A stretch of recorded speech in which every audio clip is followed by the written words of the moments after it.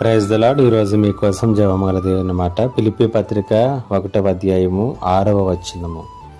మీలో ఈ సత్క్రియను ఆరంభించిన వాడు యేసుక్రీస్తు దినము వరకు దానిని కొనసాగించునని రూఢిగా నమ్ముచున్నాను.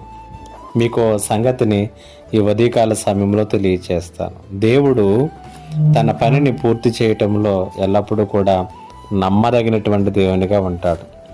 మన జీవితాలలో ప్రతీదీ కూలిపోతున్నట్లుగా మనకు అనిపించినప్పుడు, ఆశలన్నీ నిరాశలుగా మారుతున్నప్పుడు, దేవుని యొక్క వాగ్దానాలను సందేహించడం అనేటువంటిది ఎవరికైనా సర్వసాధారణం. అయితే అపోస్తలుడైనటువంటి పౌలు ఫిలిప్పీ సంఘానికి రాసినటువంటి ఈ ఉత్తరంలో 6వ వచనంలో పౌలు చెప్తున్నటువంటి మాట ఏంటంటే, మీలో ఈ సత్క్రియను ఆరంభించినటువంటి వాడు దానిని చివరి వరకు కొనసాగించాడని రూఢిగా నమ్ముచున్నాను.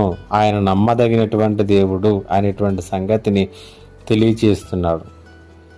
ఆయన ఒక పనిని ప్రారంభించి దానిని మధ్యలోనే విడిచిపెట్టేటటువంటి దేవుడు కాదు. దానిని అసంపూర్ణంగా విడిచిపెట్టేటటువంటి దేవుడు కాదు. కాబట్టి విలాపవాక్యములు గ్రంథము 3వ అధ్యాయము 23వ వచనంలో మనం చూసినట్లయితే ఇర్మియా అంటాడు, నీవు ఎంతైనా నమ్మదగినటువంటి దేవుడువు అనేటువంటి మాటను ఆయన తెలియచేస్తూ ఉంటాడు.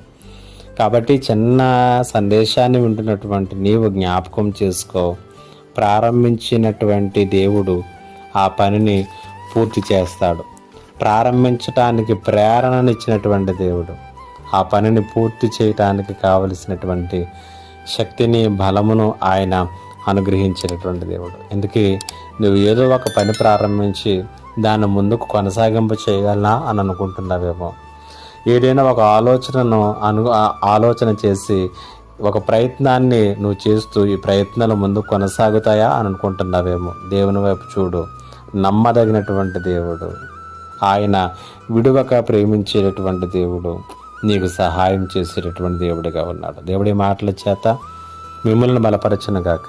ఆమేన్. ప్రార్థన. మా దేవా, నీకు వందనాలు, స్తుతులు, స్తోత్రాలు. నీవెంతైనా నమ్మదగినటువంటి దేవునిగా, మీరు ప్రారంభించినటువంటి పనిని పూర్తి చేయటానికి, మేము చేయటానికి ప్రేరణ ఇచ్చినటువంటి పనుల్లో ముందుకు కొనసాగటానికి మాకు సహాయం ఇచ్చే దేవుడు, నీకు వందనాలు చెల్లిస్తే మాటల చేత ప్రతి ఒక్కరిని బలపరచుమని యేసయ్య నామములో అడిగి వేడుకొనుచున్నాను తండ్రి. ఆమేన్.